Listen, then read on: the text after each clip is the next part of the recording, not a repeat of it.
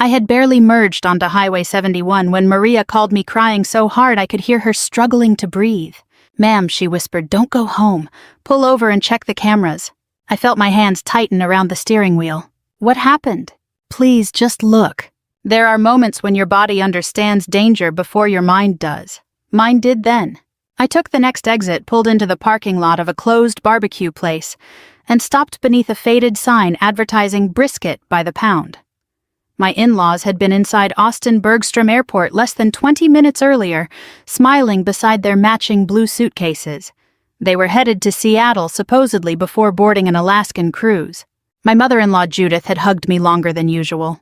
"Take care of yourself, Rachel," she'd said. At the time I thought she was being kind. I was 44 years old, a captain in the United States Army, and stationed at Fort Cavazos. I had spent 22 years learning how to stay calm when plans fell apart. I had handled convoy delays, missing equipment, and young soldiers calling home with bad news. But sitting in that parking lot with my phone in my hand, I felt like I had forgotten how to breathe. I opened the security app.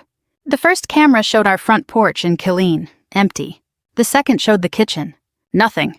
Then I tapped the living room feed. My husband was standing beside the couch with his hands around another woman's waist. Daniel kissed her slowly, comfortably, like this was not the first time. She wore my cream cardigan, the one I kept folded in the hallway closet because the house was always too cold. A half-empty bottle of wine sat on the coffee table.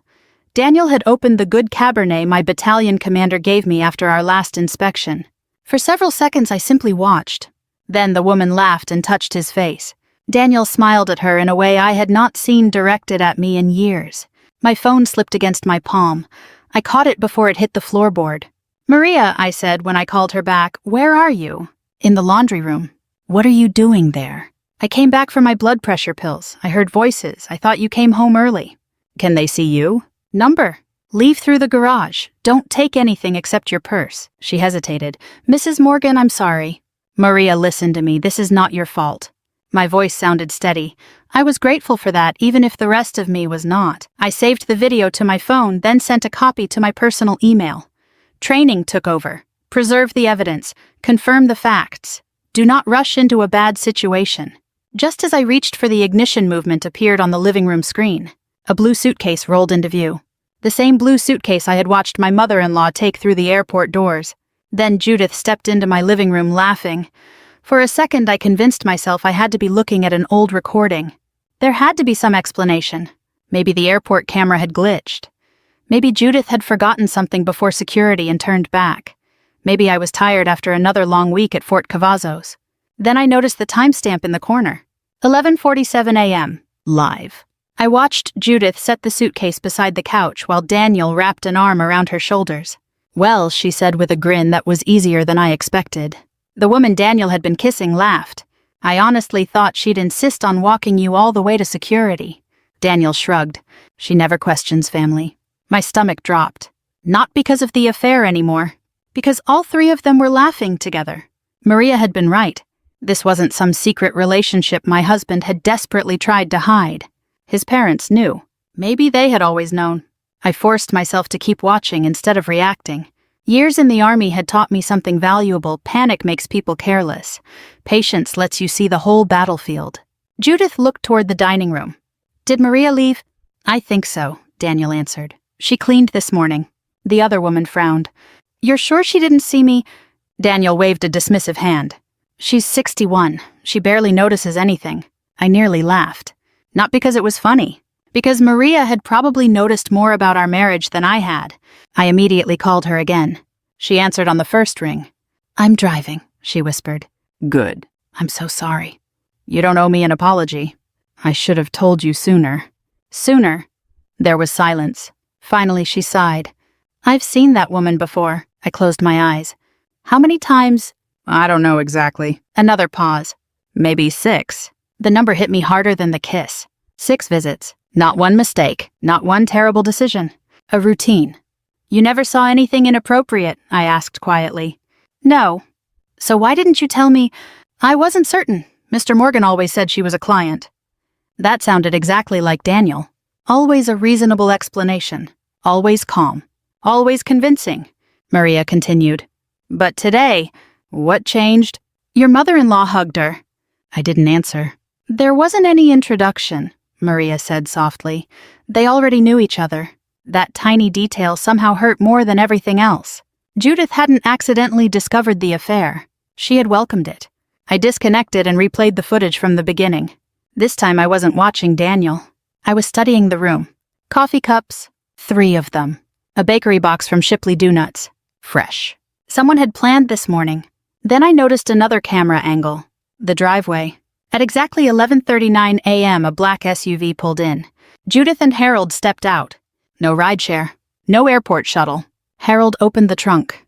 Instead of luggage for a 2-week cruise, there were only 2 small carry-on bags. The large blue suitcase had been empty. A prop. They had never intended to leave Texas. I zoomed in until the picture became grainy. Harold shook Daniel's hand. Then he hugged the other woman. Not politely. Like family.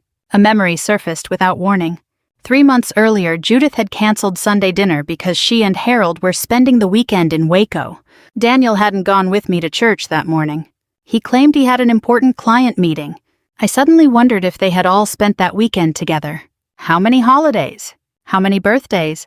How many times had I walked into a room after everyone had already stopped talking? My phone buzzed. A text from Daniel. Hope your drive back is safe. Love you. I stared at the screen for several long seconds. Then I typed back, just left Austin, see you tonight. 3 dots appeared. Sounds good. I looked back at the camera feed. Daniel smiled as he sent the message. Then he kissed the woman again. And a few seconds later, Judith walked over carrying a thick manila envelope. Across the front, written in black marker, was one word. Attorney. I sat in my truck for another 10 minutes without turning the engine back on. The July sun beat against the windshield and the air conditioner struggled to keep up. Around me, people came and went from the barbecue restaurant as if it were any other Tuesday. A retired couple climbed into an RV. A father helped his little granddaughter into a pickup truck. Normal life carried on. Mine had quietly fallen apart. I took one slow breath and called my battalion executive officer. Sir, this is Captain Morgan. Rachel, you headed back yet? I'm running into a family emergency. I'll make the briefing remotely if that's acceptable. There was a brief pause. You've never asked for special treatment. Take care of your family. Thank you, sir. I hung up and immediately called Linda Brooks, the divorce attorney a fellow officer had once recommended after going through a difficult custody battle. Her receptionist answered. I'm sorry, Ms. Brooks is booked all afternoon. It's urgent. What kind of urgent? I looked back at my phone. My husband doesn't know I've discovered something. Within 30 seconds, the receptionist came back. Ms. Brooks can see you at 2 o'clock. I finally started the truck and drove toward Austin instead of Killeen. Linda's office overlooked Lady Bird Lake. She was probably in her early 60s, calm, neatly dressed, and carried herself with the confidence of someone who had seen every kind of divorce imaginable. She listened without interrupting while I showed her the camera footage. When Daniel kissed the woman, Linda didn't react. When Judith walked into the house, she simply folded her hands. When the manila envelope appeared, she leaned forward. Pause it. I froze the image. Can you zoom in? I enlarged the frame until the writing blurred. Still readable. Attorney. Linda nodded slowly. They're organized. You mean the affair? No. She looked directly at me. I mean whatever they're planning. That sentence landed harder than I expected. She wasn't interested in the cheating. She was interested in the preparation. Linda handed me a yellow legal pad. I want you to think like an investigator. Okay. Not like a wife. That one hurt. Together we began making a timeline. When had Daniel started working late? When had our bank statements stopped arriving by mail? When had Judith suddenly become interested in helping organize our financial paperwork? One memory after another surfaced.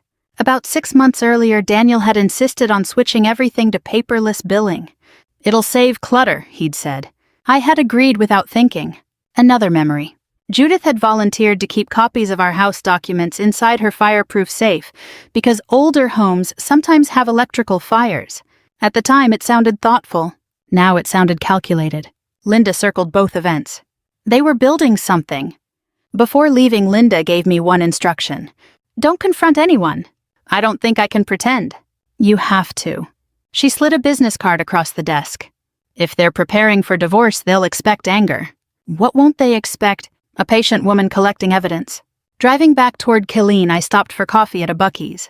Normally I loved wandering through the aisles, picking up beef jerky or pecan pralines for soldiers in my office. That afternoon I barely tasted the coffee. My phone buzzed. Daniel. "Hey babe," he said cheerfully. "How's the drive?" "Fine. You still coming home for dinner?" "I should be.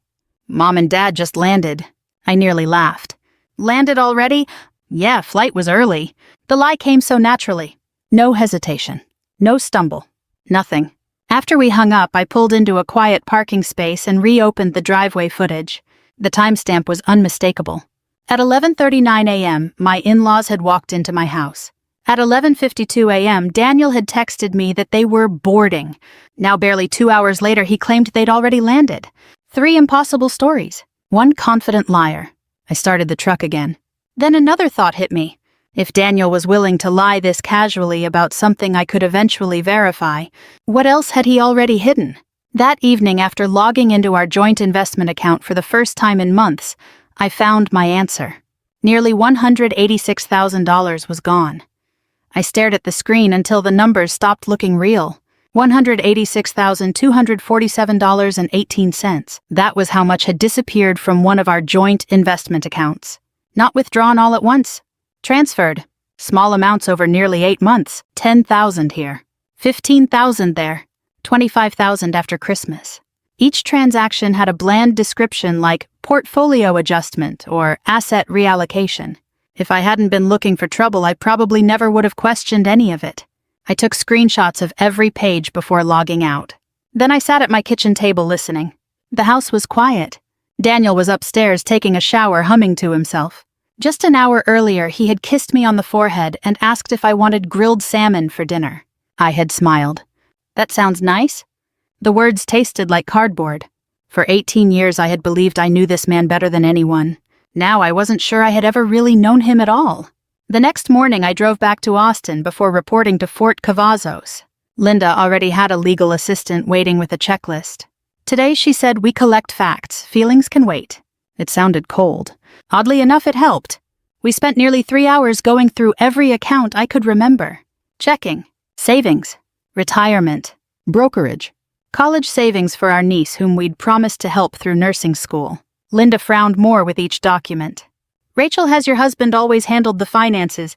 "Mostly." "And you trusted him?" "Completely." She nodded without judgment. "That's common." Then she turned her computer screen toward me. I searched Bell County property records.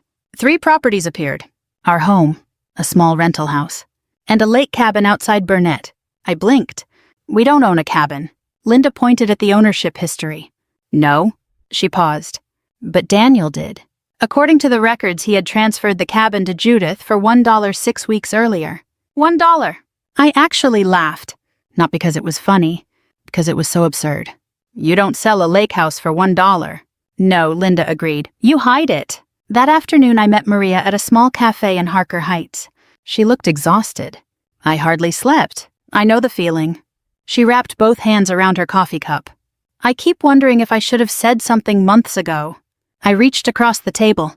"You told me the moment you knew." "I suspected." "That's different." She looked down.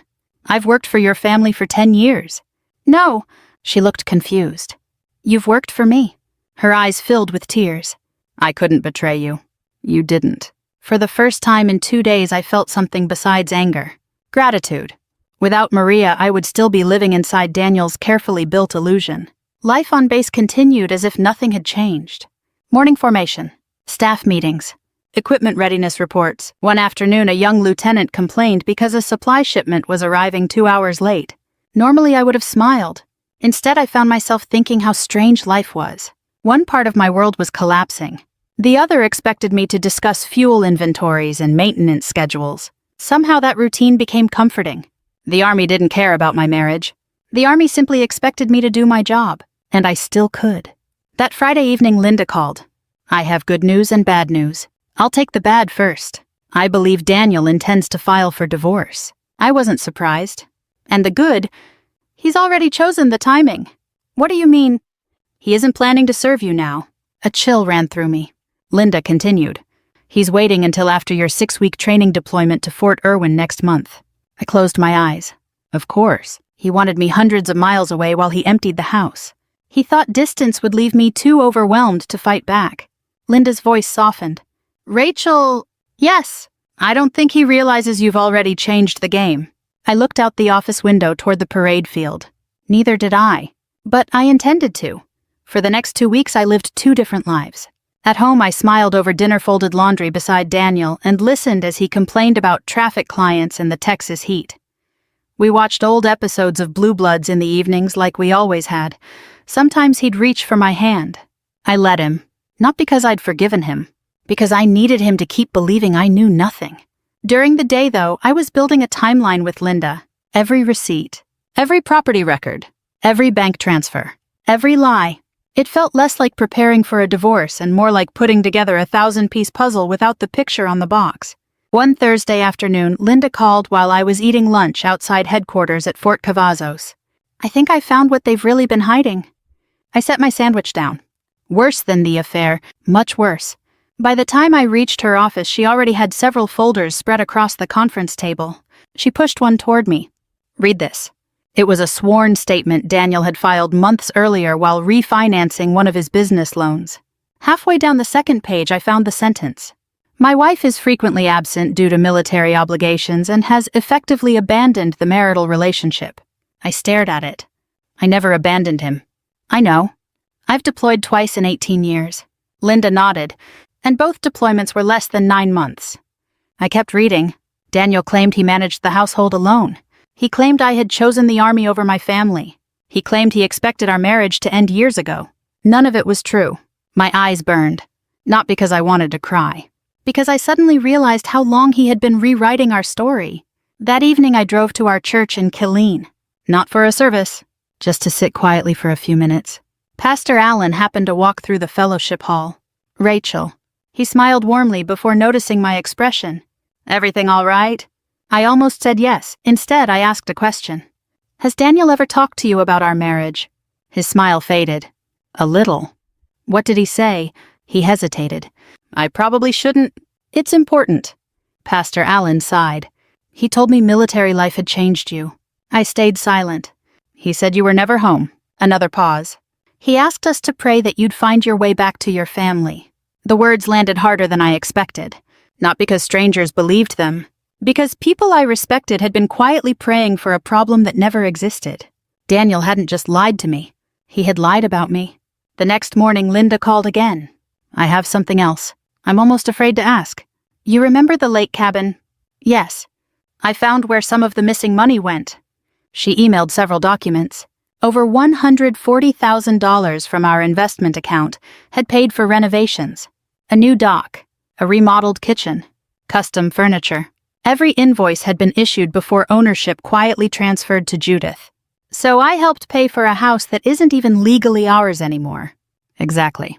I leaned back in my chair. For a moment, anger almost got the better of me.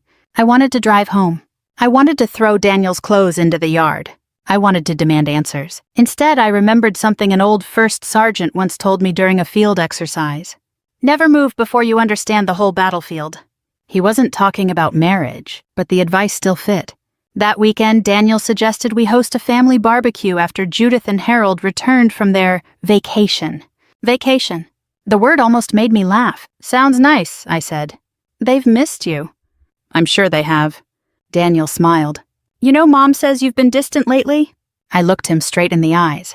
Has she? He nodded without the slightest hint of guilt. Then he kissed my forehead and walked into the kitchen. A minute later, my phone buzzed. It was Linda. Just one sentence. We found someone willing to talk, and it's not who you think. I had no idea that the person about to change everything wasn't Daniel's accountant. It was the woman he'd been risking our marriage for. I expected Daniel's mistress to slam the door in my face. Instead, she answered my phone call with one exhausted sentence. I've been wondering when you'd find me. Her name was Emily Carter. She was 38, worked as a pharmaceutical sales representative out of Waco, and sounded nothing like the woman I'd imagined over the past few weeks. She sounded tired. Linda had arranged the meeting in her office so neither of us would feel ambushed. When Emily walked in, she looked nervous enough to leave. She stopped a few feet away from me. I'm sorry. There wasn't a speech. There weren't excuses. Just 2 words. I nodded toward the chair across from me. Please sit. For several seconds, neither of us spoke. Finally, Emily broke the silence. I didn't know. I looked at her carefully. You knew he was married. Yes. Then what didn't you know? Her eyes filled with tears. I didn't know he was still your husband. I frowned. He told me the divorce was finished last winter. I exchanged a quick glance with Linda. Emily reached into her purse and placed several printed emails on the conference table. He said you refused to sign the paperwork. Another page. He told me you'd already moved on to the base permanently. Another. He said you hadn't shared a bedroom in over 3 years. Each lie felt strangely smaller than the last. Not because they didn't matter, because Daniel had been telling so many of them that he could no longer remember which version belonged to which person.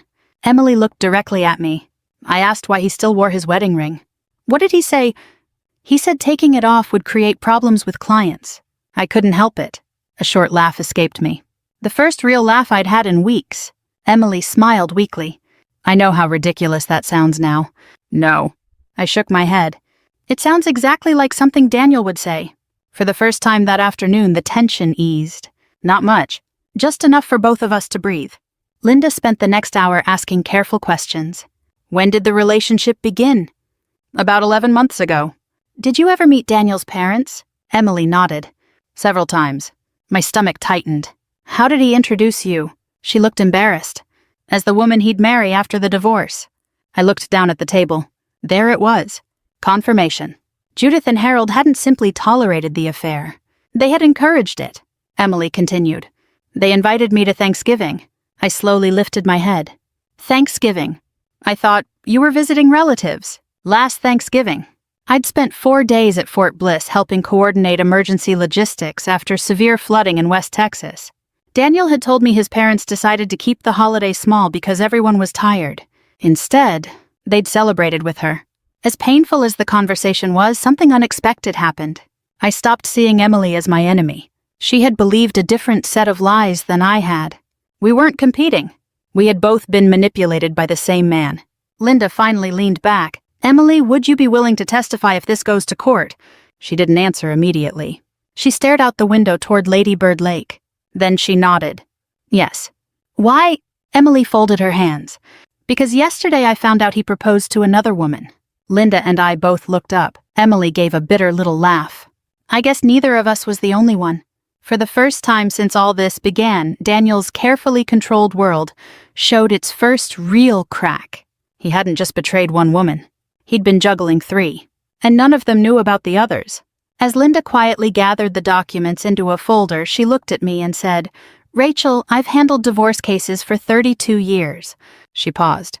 I've never seen someone destroy his own case this thoroughly. If someone had told me a month earlier that I'd be sitting in the same room with my husband's mistress sharing coffee and comparing notes, I would have thought they were out of their mind.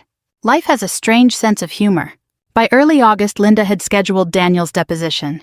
It wasn't the trial yet, just sworn testimony before both attorneys. Still, every answer would matter. Linda had one instruction for me. Say as little as possible. I can do that. I know you can. That's why I'm counting on it. The deposition took place in a plain conference room in downtown Austin. Fluorescent lights buzzed overhead. A court reporter sat quietly in one corner, her fingers already resting on the stenotype machine.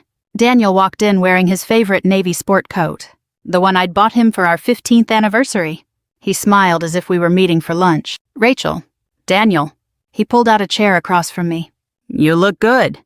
I've been sleeping better. That caught him off guard. For just a second. Then his smile returned.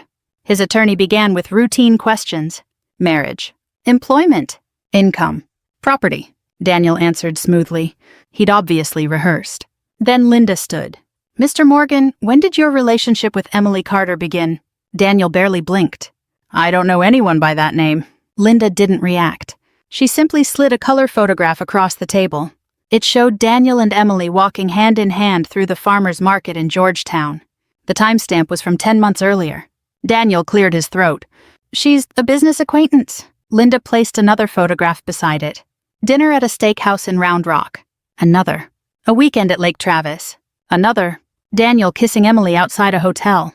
His attorney rubbed his forehead. Daniel shifted in his chair. I may have socialized with her. Linda nodded politely.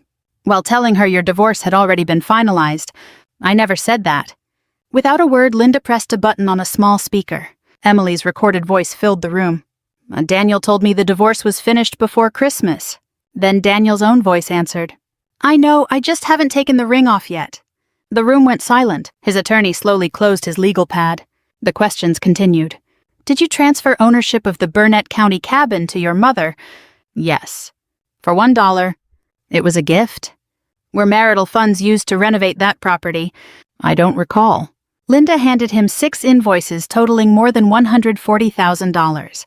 Each carried his electronic signature. Again. I don't recall. The court reporter never looked up. She simply kept typing. Then came the moment none of us expected. Linda asked one simple question. Mr. Morgan, how many romantic relationships were you involved in during the past year? Daniel sighed dramatically. My private life isn't relevant. It is today. He glanced toward me, then toward his attorney. Finally, he answered, 1. At that exact moment, the conference room door opened. Emily walked in.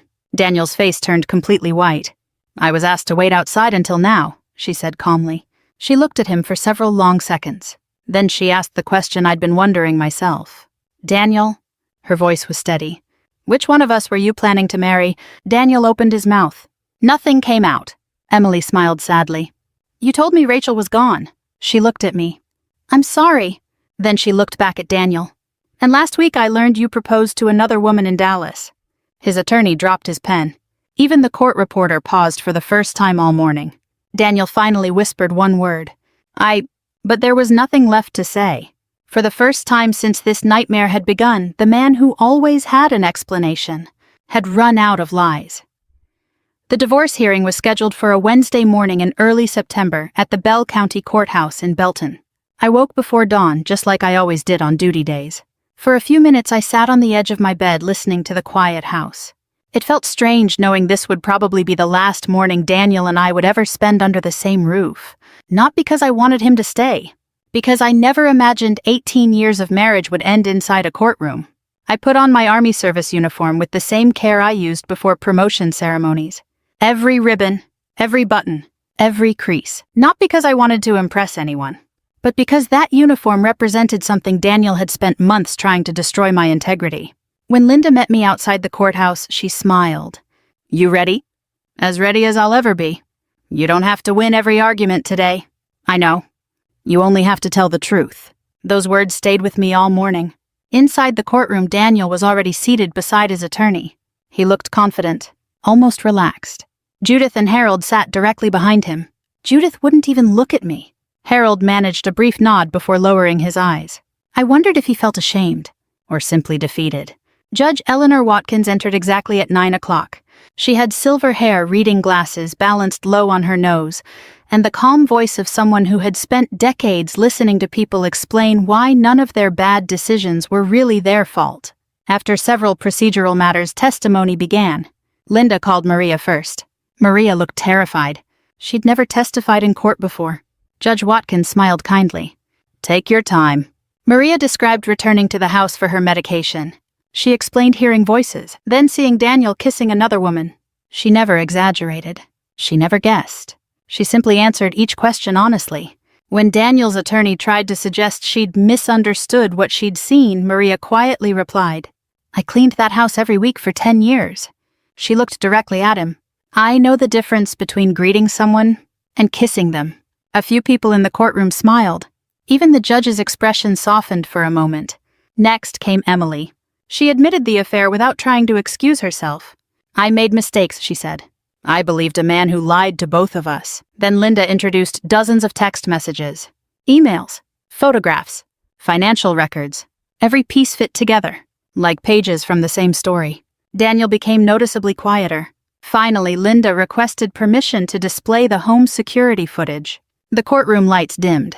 The video appeared on a large monitor. Everyone watched silently as Daniel wrapped his arms around Emily inside our living room. Then came another clip. Judith walking inside, smiling, laughing, handing Daniel the envelope labeled attorney. No one spoke. Another clip followed.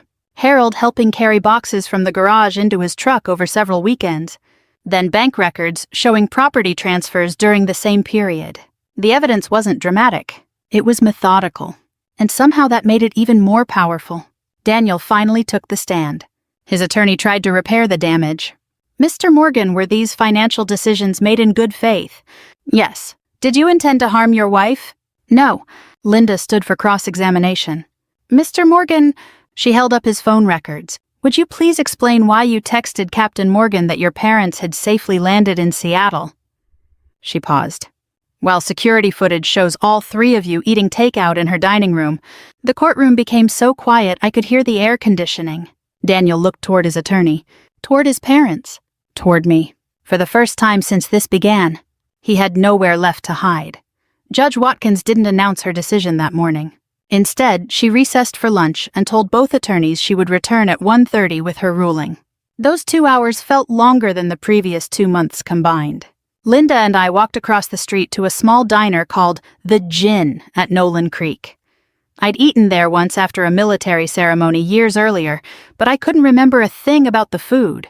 The waitress brought sweet tea and asked if we wanted to hear the specials. Linda smiled politely. We're still deciding. As soon as the waitress walked away, she looked at me. How are you holding up? I stared out the window. I thought I'd feel angry. And I mostly feel tired, she nodded. That's more common than you think. For the first time since Maria's phone call, I realized revenge had quietly stopped being my goal. I didn't need Daniel to suffer. I needed the truth to matter. That was different. When court resumed, every seat in the gallery was occupied. Word had spread through the courthouse that this wasn't just another divorce case. Judge Watkins adjusted her glasses and opened a thick folder. I have reviewed the testimony, financial records, electronic communications, and video evidence submitted by both parties. Her voice remained calm. The court finds overwhelming evidence that Mr. Morgan intentionally concealed marital assets, misrepresented financial information, and transferred jointly owned property in anticipation of divorce. Daniel slowly lowered his head. His attorney closed his eyes. Judge Watkins continued. The transfer of the Burnett County property to Judith Morgan for $1 is declared a fraudulent conveyance. Judith gasped. The judge didn't even look up. Ownership will immediately revert to the marital estate pending final distribution. Linda quietly squeezed my hand beneath the table. The ruling continued for nearly 20 minutes. Every hidden transaction was addressed. Every unexplained transfer. Every attempt to move money beyond my reach. The judge ordered Daniel to reimburse the missing investment funds, including the money spent renovating the lake cabin. She awarded me the marital home in Killeen. Daniel would keep his financial planning business, but only after paying a substantial equalization settlement and covering most of the legal fees because of his misconduct during discovery. Then came something I hadn't expected. Judge Watkins looked directly at Daniel. Marriage sometimes fails. She paused. Dishonesty is what turned this case into something far more serious. No one spoke. Not even Daniel. Outside the courthouse, the Texas heat hit us like an oven. Daniel hurried toward the parking lot without saying a word. Judith called after him. He kept walking. Harold lingered behind. For a moment I considered leaving. Instead, I waited. He slowly approached me. I owe you an apology. His shoulders looked smaller than I remembered. I should have stopped this. I didn't answer. I told myself it wasn't my business. He looked toward the courthouse. It became my business the day I stayed quiet.